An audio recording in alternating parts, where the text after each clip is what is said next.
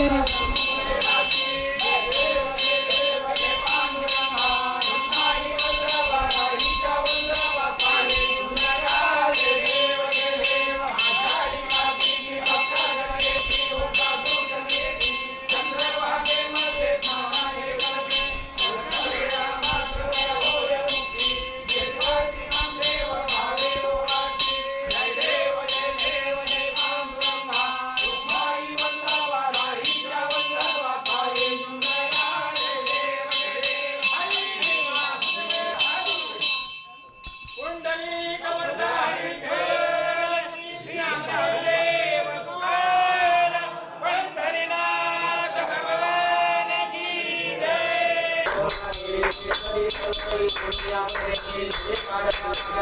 माता रुक्मिणीची आरती या ठिकाणी संपन्न होते।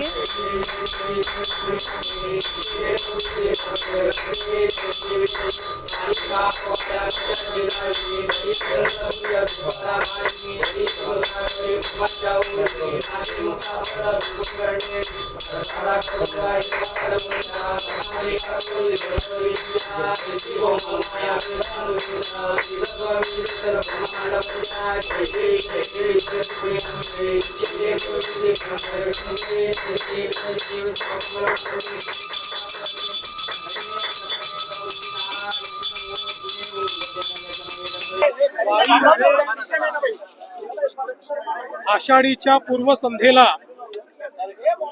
महाराष्ट्र शासन पर्यावरण विभागाची पर्यावरणाची दिंडी, पर्यावरणाची वारी पंढरीच्या दारी या ठिकाणी येत असते। महाराष्ट्रामध्ये पर्यावरणाचं जागरण करण्याचं काम या वारीच्या माध्यमातून होतं।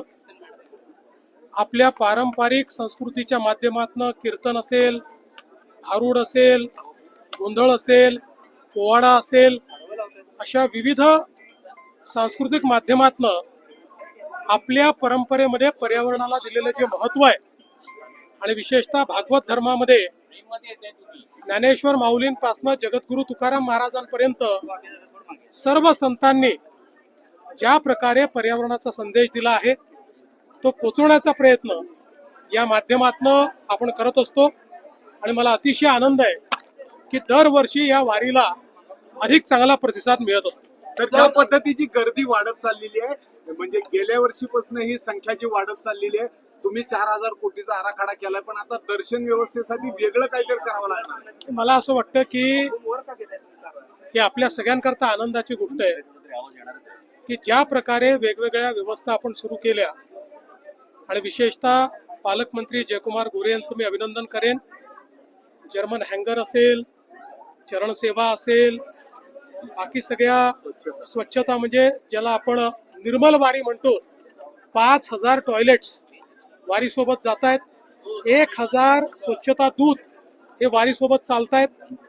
त्यामुळे कुठेही घाण नाही, कुठेही अस्वच्छता नाही।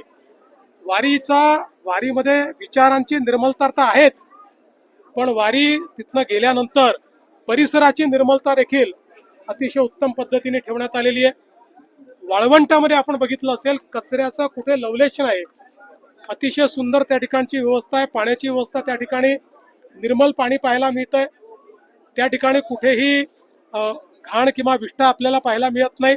नवीन घाटाची व्यवस्था देखील झालेली आहे, या खूप व्यवस्था झाल्या आहेत। आणि ही गर्दी किंवा वारकऱ्यांची संख्या, भाविकांची संख्या ही वाढतच राहणार असल्यामुळेच हा आराखडा करायचा आहे। आणि मला विश्वास आहे की पुढच्या वर्षी आपल्याला अजून मोठा बदल याच्यामध्ये पाहायला मिळेल आणि लवकरच हा कॉरिडॉर झाल्यानंतर 40 लाख 50 लाख वारकरी देखील हँडल करण्याची कॅपॅसिटी, ती क्षमता ही आपली तयार होईल।